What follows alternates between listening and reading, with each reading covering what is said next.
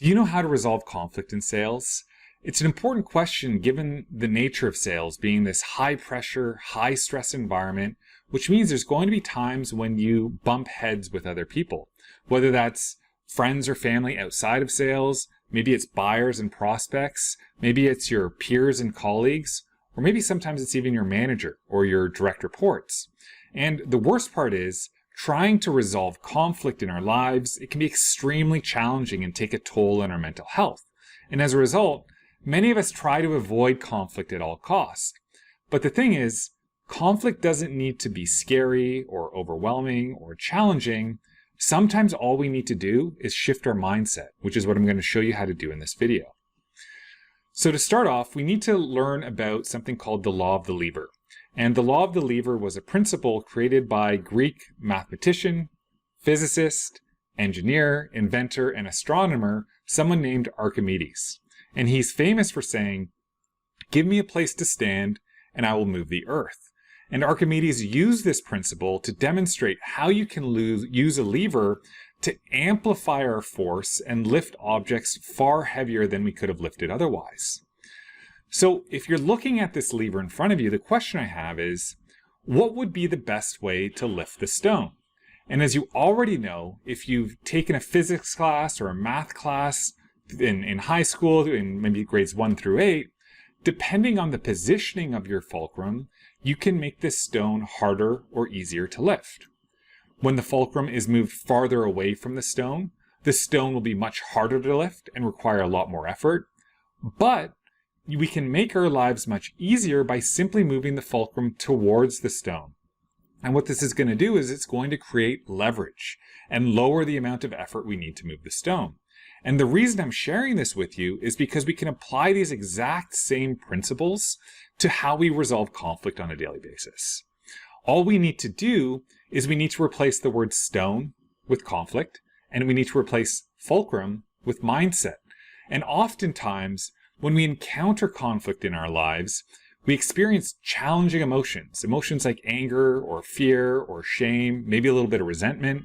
And as a result, these emotions are going to shift us into a defensive mindset in which we're motivated to avoid conflict, hence shifting our fulcrum away from conflict. And similar to trying to lift a heavy rock with no leverage, resolving conflict in this defensive mindset becomes way more stressful and often hopeless. The good news is we're always in control of our mindset, just like we're always in control of where we're placing that fulcrum on our lever, which means we can use emotions like compassion, curiosity, love, and empathy to create a pro-social mindset in which we're motivated to approach conflict. And in doing so, we're moving our fulcrum closer to conflict, which creates leverage and makes it less stressful to resolve. So the big question is, if resolving conflicts means we need to become more curious or compassionate or empathetic and loving, then how do we create these emotions? And the answer is, we need to learn about the golden rule, and 2, we need to learn how to ask good questions. So the golden rule, this is something that I learned from New York Times bestselling author Shirzad Sharmain, who highlighted that even in the most intense moments of conflict with others, we have to remember that the other person on the other side is always at least 10% right. You could be on opposite ends of a political spectrum or in conflict with someone who shares completely different beliefs than yourself. But if you can just remember and embrace the fact that that other person is at the very least 10% right, it's going to allow you to take the focus off of defending yourself or proving why you're right, and instead focus on finding some common ground that will bring you and them closer together.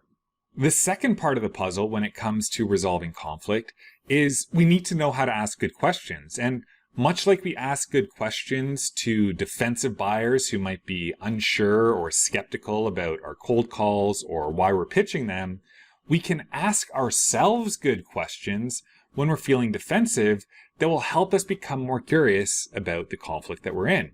So some questions that can help us get started are, what do you like about the 10% the other person is right about?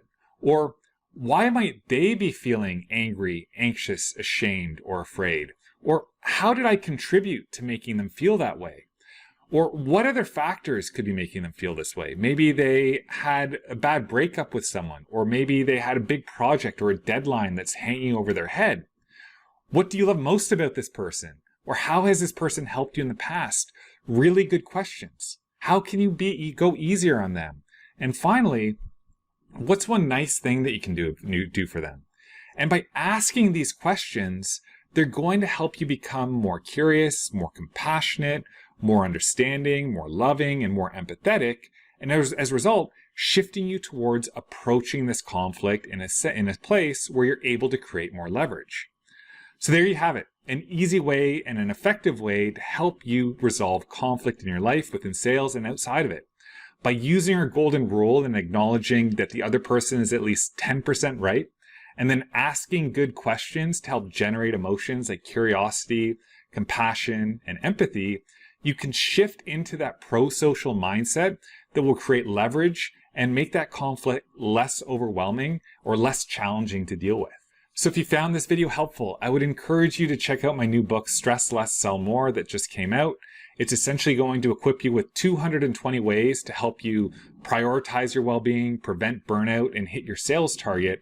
And it's available anywhere where you get your books. So Amazon, Chapters Indigo, and Barnes & Noble. But in the meantime, good luck out there, and I can't wait to see you on the next video very soon. I'll see you there.